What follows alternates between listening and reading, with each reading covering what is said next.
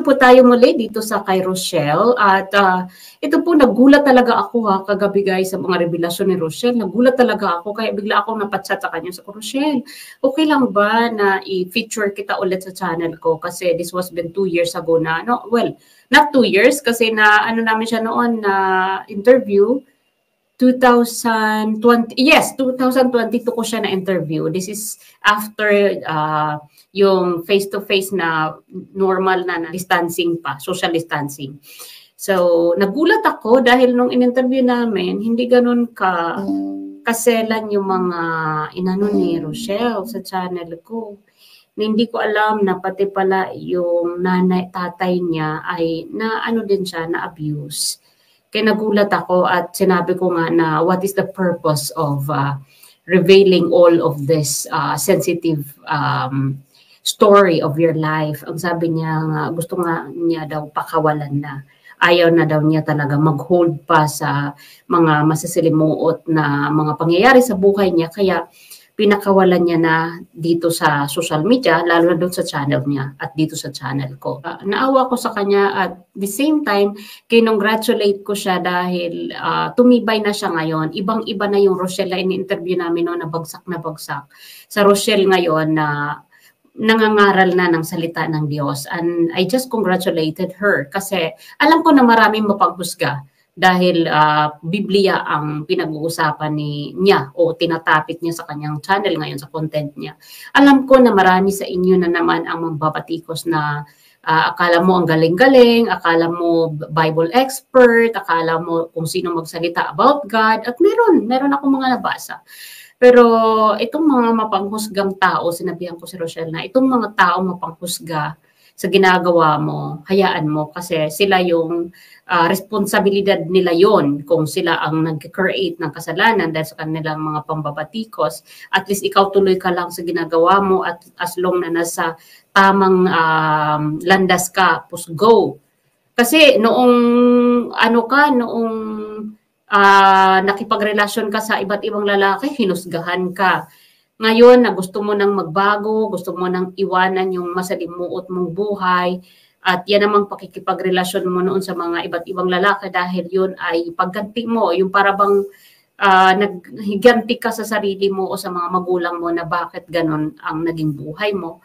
So lahat tayo ay nagkakamali. Ang importante sa ngayon ay ina-acknowledge mo yung mali mo at doon sa mga mali mo, doon ka matututo. At yan ang ginagawa mo ngayon, Rochelle. Kaya congratulations talaga. Pero nagulat talaga ako sa revelasyon mo tungkol sa tatay mo at tungkol doon sa nagkasakit ka na hindi ka man lang inaruga ng mga magulang mo.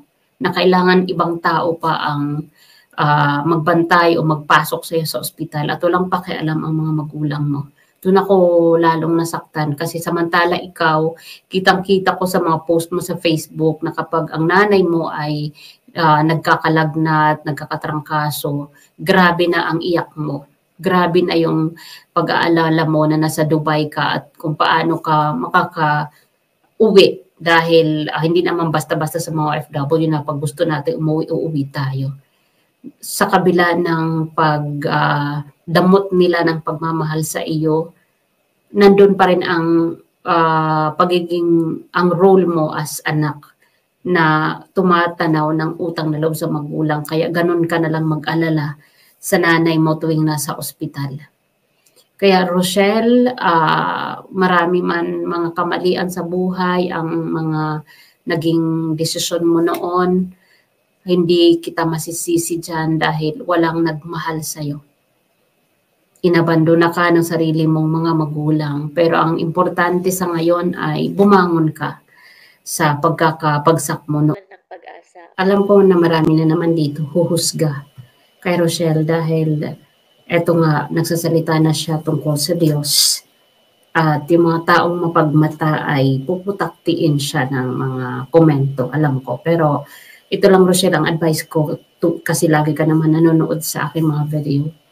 Huwag kang padadala doon sa mga negatibong komento na ikababagsak mo ulit. Huwag na huwag mo silang pansinin. Ang importante ay ang ganda na nung pag-transform mo mula noon in-interview ka namin ni Sir Julius 2 years ago, ngayon na ganyan ka na, salita na ng Diyos ang iyong binibitawan, hindi na mga galit, hindi na mga hinagpis, hindi na mga puot. Kaya natuwa ako na nag-transform ka. Unti-unti na yan na matatanggap mo na acceptance is very important bago tayo bago natin sabihin na nag-move on na tayo. At dito sa ipinapakita mo sa channel mo at dito sa content mo ngayon na pinagmamalaki mo na sumasali ka na sa mga online Bible study, that's a good one. Congratulations.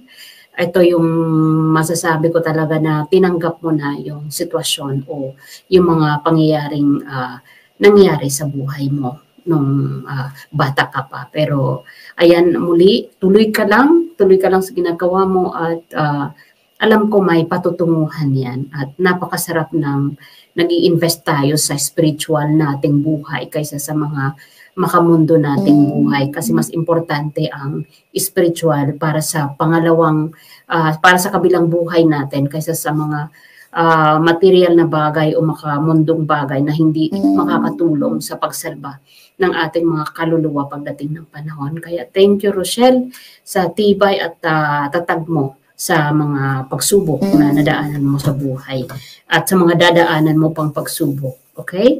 So thank you mga palangga sa panonood. Sana ay subaybayan natin yung magiging mga testimonya pa ni Rochelle mula doon sa pagkakabagsak niya sa kanyang kabataan at itong pagbangon niya ngayon. Maraming salamat, pa-support din po sa kanyang channel ha. Thank you very much. Bye for now.